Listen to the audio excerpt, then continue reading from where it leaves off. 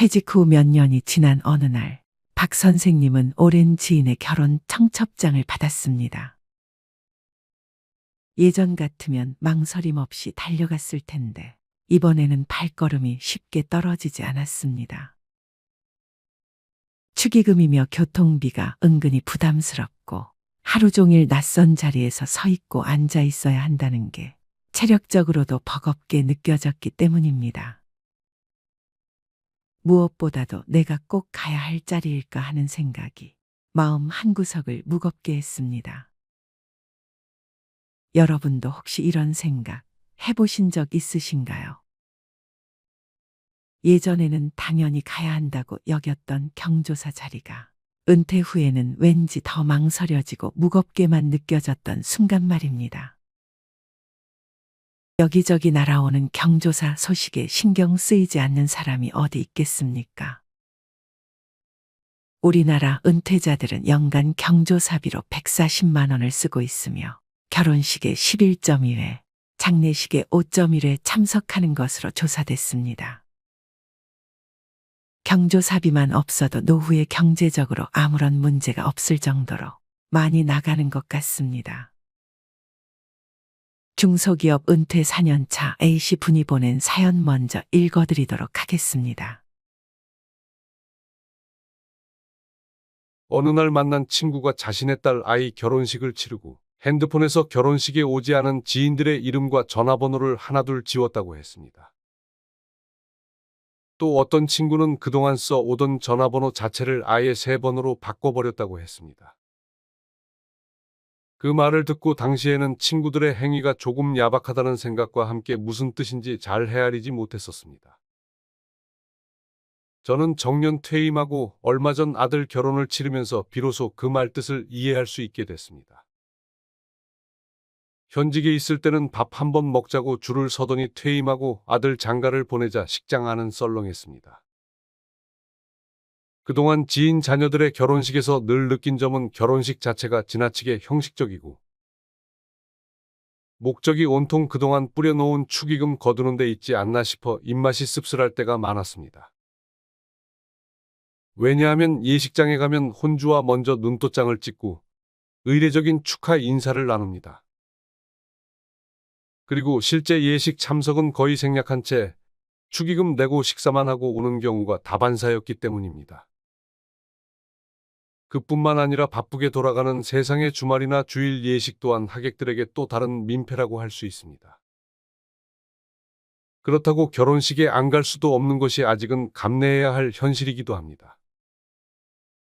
그런데 혼주인 제가 지인들을 결혼식에 초청한 까닭은 축의금도 축의금이지만 그보다는 그동안 격조해 보지 못한 얼굴들을 이번 기회에 보고 싶어서였습니다. 그리고 결혼식을 핑계 삼아 식사라도 한 끼 같이 나누고 싶어서였습니다. 그때 깨달았습니다. 경조사를 치르는 입장과 손님으로 참여하는 입장은 서로 달랐습니다. 손님으로 가는 경우에는 돈의 크기가 중요하다고 여겨졌지만 경조사를 준비하는 상황이 되어보니 금액보다는 찾아주시는 발걸음이 훨씬 귀했습니다. 그런데 꼭 와줄 것으로 믿고 기대했던 지인이 끝내 결혼식장의 모습을 드러내지 않았을 때 물론 피치 못할 사정이 있었을 것이라고 애써 위로하면서도 괜히 연락했나 싶은 후회와 함께 서운함도 그만큼 컸습니다. 그동안 나름 성공한 인생을 살아왔다고 자부해 왔었는데 착각이었나 싶어 자괴감마저 들었습니다. 그를 통해 지난날 나 자신을 돌아보게 되었습니다.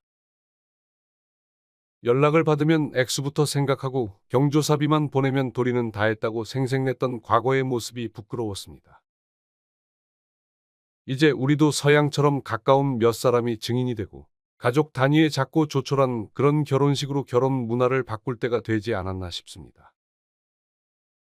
품앗이란 의미로 이해되는 축의금 역시 결혼 축하 의미로 낸 것이므로 그것으로 끝나야 옳지 않을까요? 구워준 돈처럼 되돌려 받고자 기를 쓰는 것 또한 아름답다고 할 수는 없습니다. 결국 아들 결혼식을 치르고 저 역시 친구들이 했던 것처럼 오지 않는 지인들의 이름과 전화번호를 핸드폰에서 하나하나 지웠습니다.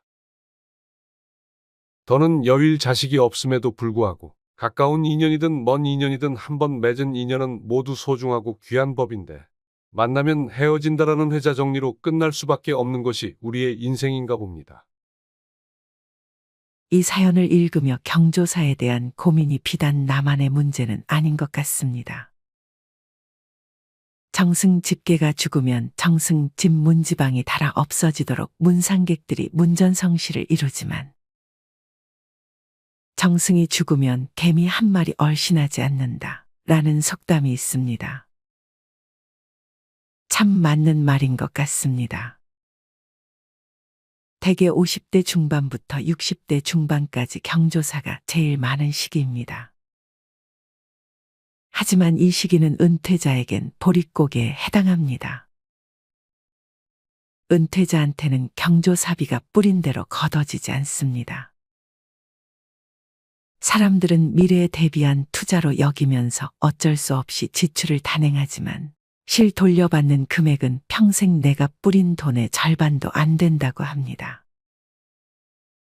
친인척이 아닌 이해관계로 인해 부조를 했던 대상들은 은퇴 후 경조사를 알렸을 때 나 몰라라 하기 십상입니다. 현직에서 물러난 후 자녀가 결혼을 하거나 상을 당했을 때 지금껏 갖다 바쳤던 경조비를 모두 수확하겠다는 생각은 아예 접는 게 좋습니다. 또 다른 문제점은 현역 때도 그렇지만 퇴직하고 나서도 경조사에서 자유로운 사람은 많지 않습니다. 어쩌면 가장 큰 용돈 사용처 가운데 하나가 부조일 수 있습니다. 수입은 왕창 줄었는데 자녀 결혼 등 가정의 대소사가 한꺼번에 밀려듭니다. 우리 사회에서 결혼식이나 상갓집에 부조를 하는 경조사는 일종의 스트레스입니다. 축하해주고 위로를 해주기에 앞서 여러 경우에 수를 따지며 번민하지 않는 사람은 거의 없지 싶습니다. 청첩장이나 부고장을 받는 순간부터 머릿속은 복잡해집니다. 얼굴을 비출 것이냐 말 것이냐부터 얼굴을 비춘다면 얼마를 하고 과연 그 돈의 회수 가능성은 있는지 등등 경조비는 대개 관계의 경중으로 결정됩니다. 인간관계가 좋은 사람일수록 그 액수는 늘어나게 돼 있어. 경조사를 일일이 챙기다 보면 빤한 수입으로 가랑이가 찢어집니다. 그러다 보니 피부로 느끼는 체감 경조 부담이 현역 때와는 비교할 수 없을 만큼 커집니다. 게다가 은퇴자는 직장인보다 경조사비 씀씀이가 큰 편입니다. 한 번에 내는 평균 축의금이 7만 원을 넘긴다고 합니다.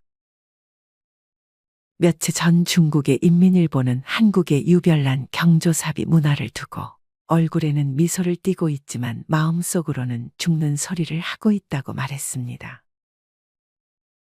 경조사비는 상호부조의 성격이 강합니다. 과거에 받은 만큼 돌려주지 않고 모른 채 하면 욕을 먹는다고 생각하기 때문에 소득이 줄어도 경조사비를 줄이기 어렵습니다. 반대로 결혼 안 한 자녀가 있거나 부모가 아직 살아있는 경우에는 경조사비 지출을 후일을 위한 투자로 여기기도 합니다. 결혼식이나 장례식에 얼마나 많은 사람이 왔느냐에 따라 혼주나 상주의 사회적 관계를 가늠하는 분위기도 경조 부담으로 작용합니다. 더 큰 문제는 앞으로입니다.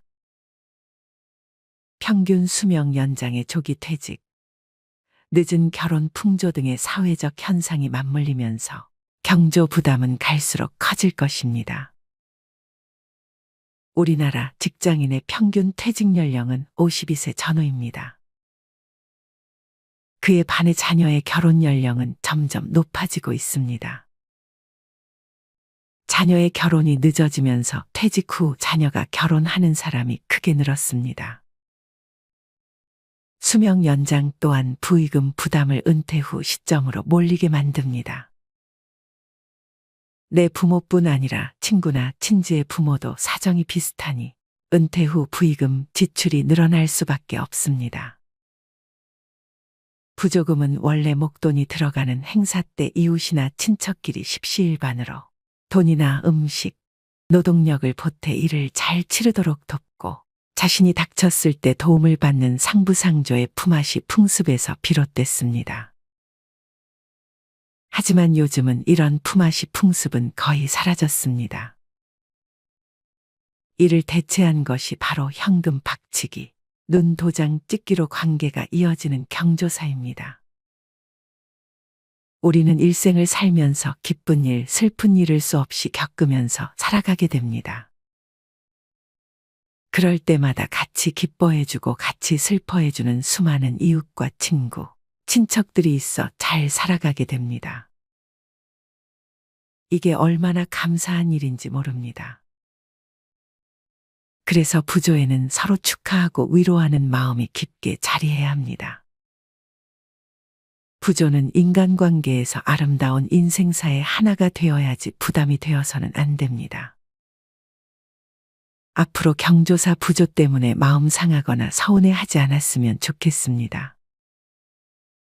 그래서 부조록을 보면서 정을 보낸 모두에게 감사하는 고운 마음을 가졌으면 좋겠고, 본의 아니게 뜻을 보내지 못한 사람에게도 서운해하지 않았으면 좋겠습니다. 모두 자기의 몫이고 자기의 업이기 때문입니다. 예부터 물부조보다 말부조가, 말부조보다 몸부조가 더 뜻깊다는 말이 있습니다.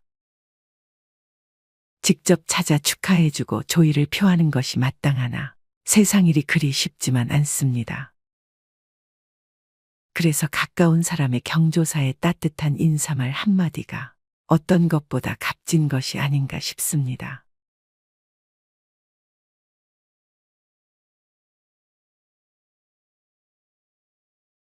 코로나가 끝나면서 그동안 밀렸던 혼사 소식이 물밀듯이 날아옵니다. 여기저기 날아오는 경조사 소식에 신경 쓰이지 않는 사람이 어디 있겠습니까? 우리나라 은퇴자들은 연간 경조사비로 140만 원을 쓰고 있으며 결혼식에 11.2회, 장례식에 5.1회 참석하는 것으로 조사됐습니다. 경조사비만 없어도 노후에 경제적으로 아무런 문제가 없을 정도로 많이 나가는 것 같습니다. 중소기업 은퇴 4년차 A씨분이 보낸 사연 먼저 읽어드리도록 하겠습니다. 어느 날 만난 친구가 자신의 딸 아이 결혼식을 치르고 핸드폰에서 결혼식에 오지 않은 지인들의 이름과 전화번호를 하나둘 지웠다고 했습니다. 또 어떤 친구는 그동안 써 오던 전화번호 자체를 아예 새 번호로 바꿔버렸다고 했습니다. 그 말을 듣고 당시에는 친구들의 행위가 조금 야박하다는 생각과 함께 무슨 뜻인지 잘 헤아리지 못했었습니다. 저는 정년 퇴임하고 얼마 전 아들 결혼을 치르면서 비로소 그 말 뜻을 이해할 수 있게 됐습니다. 현직에 있을 때는 밥 한 번 먹자고 줄을 서더니 퇴임하고 아들 장가를 보내자 식장 안은 썰렁했습니다. 그동안 지인 자녀들의 결혼식에서 늘 느낀 점은 결혼식 자체가 지나치게 형식적이고 목적이 온통 그동안 뿌려놓은 축의금 거두는 데 있지 않나 싶어 입맛이 씁쓸할 때가 많았습니다.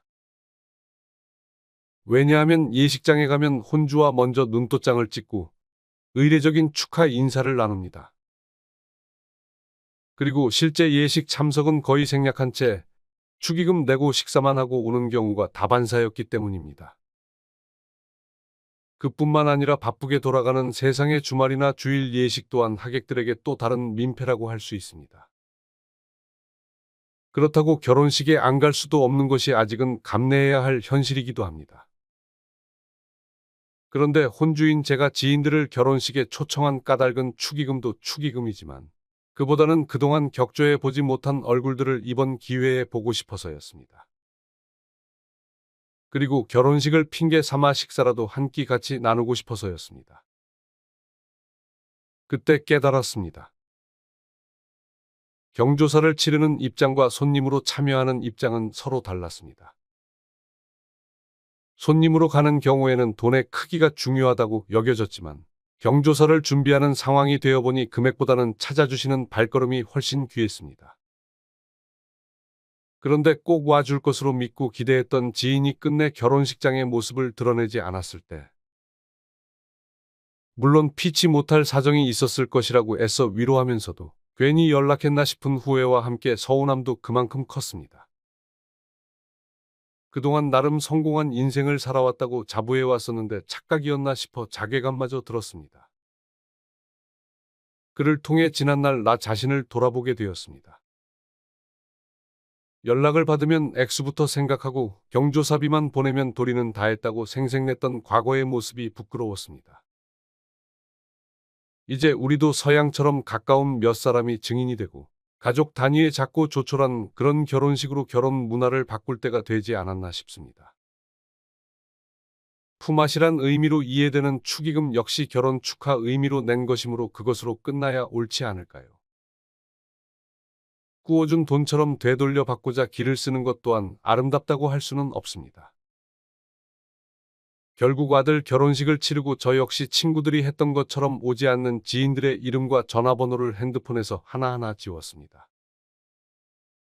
더는 여윌 자식이 없음에도 불구하고 가까운 인연이든 먼 인연이든 한번 맺은 인연은 모두 소중하고 귀한 법인데 만나면 헤어진다라는 회자 정리로 끝날 수밖에 없는 것이 우리의 인생인가 봅니다.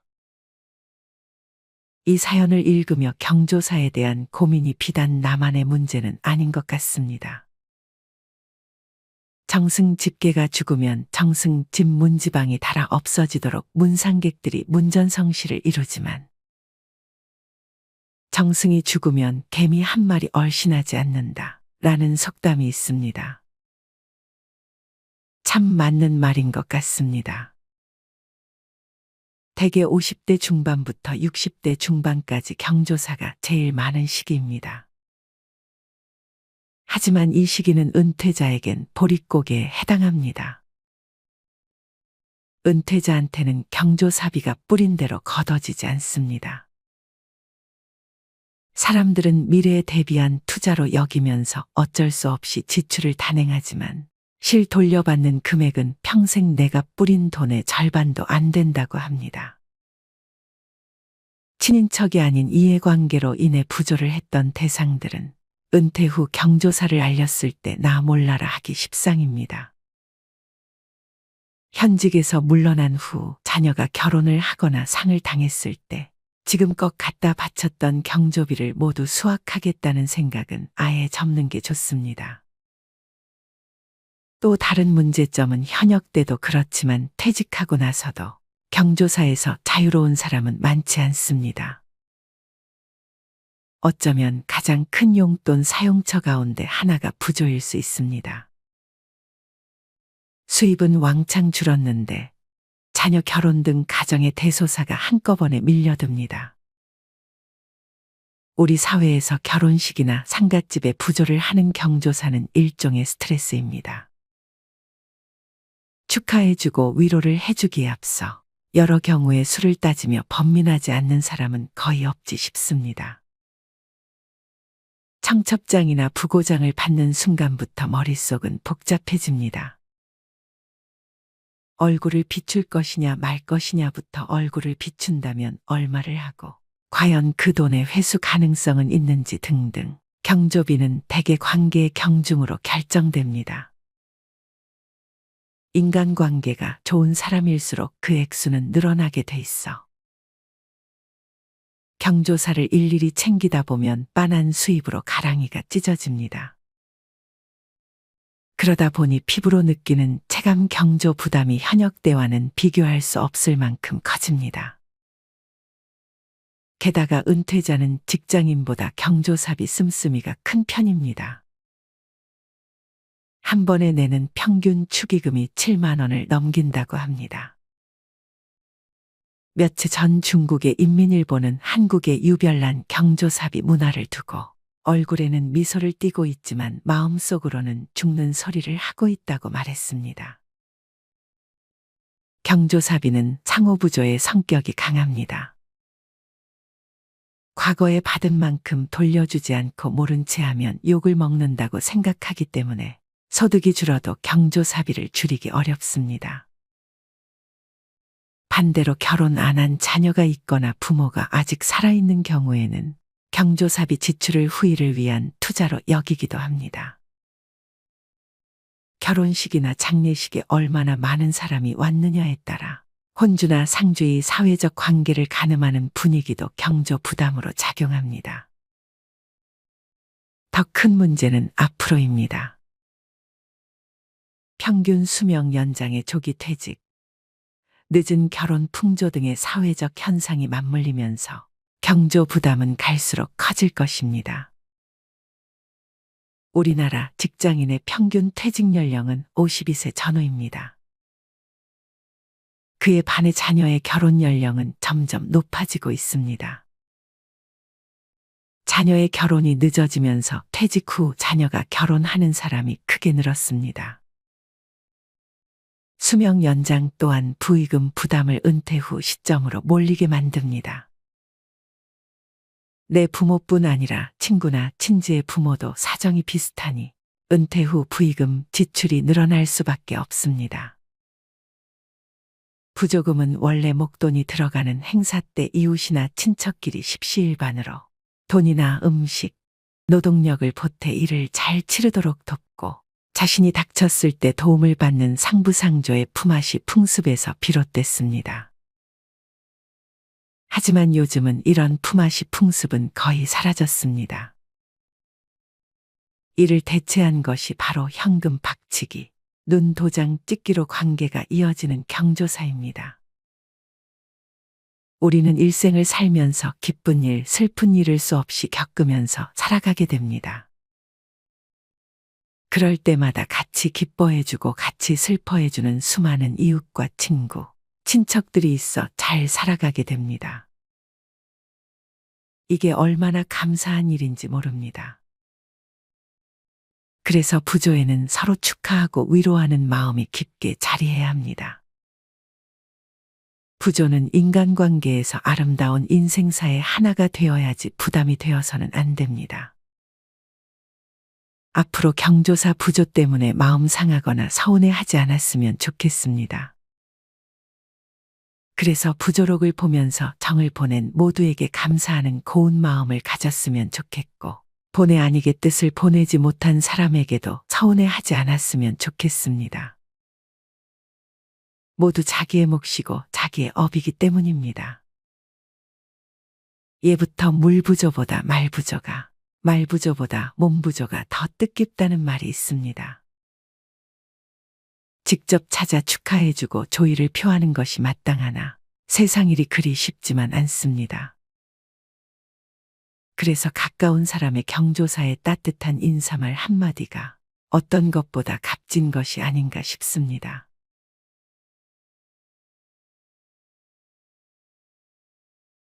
마지막으로 좋은 글 하나 소개해 드리겠습니다. 이 글을 들으면서 여러분들이 살아온 인생을 한번 돌아보시길 바랍니다. 이젠 나 스스로를 사랑해야 한다. 우리는 이 세상에 올 때 혼자였다. 갈 때도 동반자가 있을 리가 없다. 사람으로 사는 것은 필경 외로운 일일 것이다. 고독을 즐기다가 새로운 인생을 만난 사람도 있고 오랜 동행의 종지부를 찍은 사람도 있다. 내 삶의 가치는 결코 타인에 의해, 타인이 만들어 놓은 상황에 의해 매겨지는 것이 아니다. 내가 나를 어떻게 바라보느냐, 내가 내 삶을 어떻게 살아가느냐에 따라 달라질 것이다. 우리는 다른 이들과 함께 있을 때 맡겨진 대역을 충실하게 연기한다. 늘 정해진 각본대로 따라하는 훈련이 자신의 진정한 모습을 잃어버리게 만든다. 당연히 스스로를 솔직하게 대면하지 못하는 사람이 생기기도 하고, 자기 자신을 평가하고 투자하는 데 철저히 인색했다. 혼자인 사람은 가장 자유로운 사람이다. 그러나 사람들은 자신의 배역에 익숙해져 있는 터라 이런 자유를 마주하게 되면 오히려 충격에 빠진다. 그래서 상당수의 사람들이 혼자라는 사실을 참을 수 없어 한다. 혼자는 곧 외로우며 공허하고 단정 짓고 착각 속에 빠진다. 하지만 사람은 모두 자신의 길을 당당히 걸어가야 한다. 이젠 자식도 배우자도 일상의 삶에서 잠시 내려놓고 그들만큼이나 사랑한 열정을 오래 잊고 지냈던 나 자신과의 사랑을 위해 사용해 보기로 하자. 이젠 나 스스로를 사랑해야 한다. 내가 나를 사랑해주지 않으면 누가 날 나만큼 사랑해줄까? 최근에 혼자만의 시간을 누려본 기억이 있는가? 혼자서 여행을 가본 적이 있는가? 스스로 고독한 여행자가 되어보자. 한밤중 덜컹거리며 달리는 기차에 앉아 창밖으로 스쳐 지나가는 불빛을 바라보자. 고독은 생각을 풍성하게 키우고 그 차원을 높여준다. 많은 생각이 부담스러운가? 생각이 많은 것은 좋은 일이다. 그것을 조용히 음미할 때 우리의 영혼은 성장한다. 열심히 가정을 지키면서 살아온 나 자신을 마음껏 칭찬하자. 열심히 일하면서 지나온 내 삶을 한껏 사랑하자. 정성껏 마음 주고 걸음 좋은 내 이웃들을 중심으로 사랑하며 칭찬하자. 이젠 이만하면 쉴 자격 충분하니 더 이상 달려가지 못하더라도 달래고 추스릴 시간을 주자. 수고했다. 애썼다.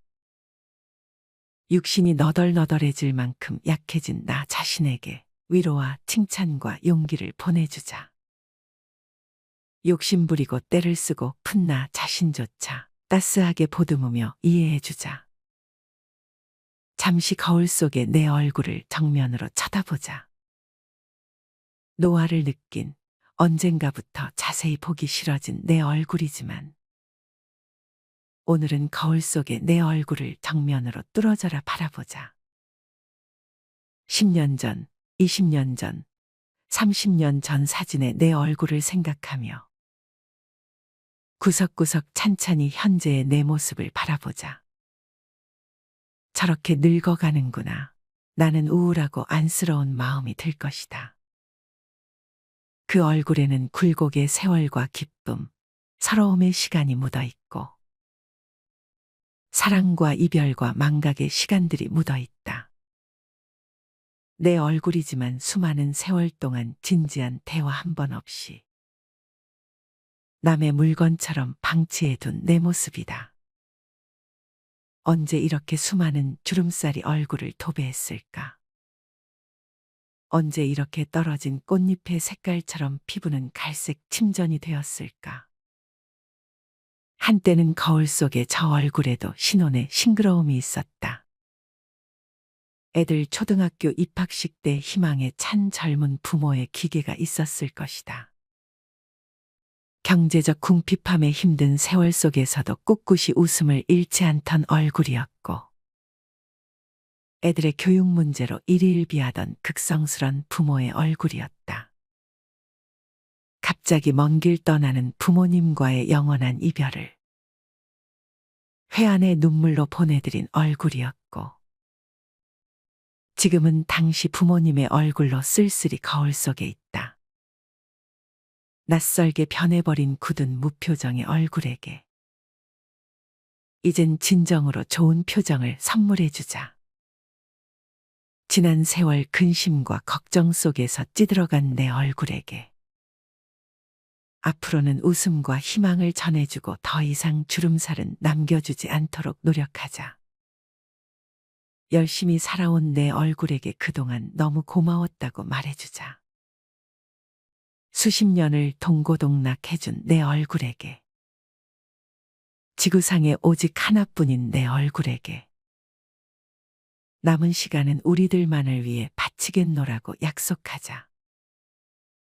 생각은 말이 되고 말은 행동이 되며 행동은 습관이 되고 습관은 삶의 변화를 준다. 어떤 생각을 하느냐에 따라 인생이 달라진다. 내가 나를 사랑하지 않으면 남들 또한 나를 사랑해주지 않을 것이다. 첫 번째, 내가 제일 좋아했던 취미 생활을 시작하자. 두 번째, 내가 진짜 가보고 싶은 여행지로 훌쩍 떠나자. 세 번째, 신발은 지금까지 신었던 가격보다 좀 비싼 걸로 투자하자. 네 번째, 마음을 터놓을 수 있는 친구에게 당장 전화해보자. 다섯 번째, 아직 용서해주지 않았던 사람이 있다면 가슴을 열고 용서해주자. 그러면 내가 편해진다. 여섯 번째, 거리가 멀더라도 맛집으로 이름난 식당을 찾아 나 자신에게 음식 선물을 해주자.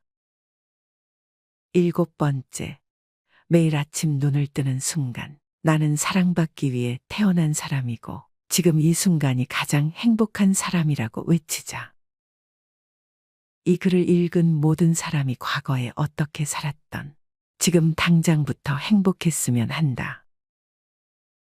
거울 속의 낯선 나를 이젠 진정 사랑하는 대상으로 친하게 지내며 먼 훗날 영원한 안식 여행을 떠날 때 너와 나 우리는 행복한 삶을 살았다고 말할 수 있었으면 얼마나 좋을까. 내가 먼저 내 얼굴을 사랑해라고 말하고 바로 행동을 했으면 합니다. 나를 업신 여기지 말고 위대하고 또 위대한 소중하고 귀한 사람이 당신임을 잊지 말고 살았으면 합니다. 나는 지구상 하나뿐인 내 얼굴을 사랑합니다. 왜냐하면 한평생 희노애락을 같이 경험하며 살아온 얼굴이니까요. 이제는 늦기 전에 인생을 즐겨라. 아주 오래 살 것처럼 행동하면 어리석다. 걷지도 못할 때까지 기다리다가 인생을 후회하지 말고 몸이 허락하는 한 가보고 싶은 곳 여행하라. 혹시 병 들더라도 겁먹거나 걱정하지 마라. 태어나서 늙고 병들고 죽는 것은 누구에게나 오는 것 아닌가.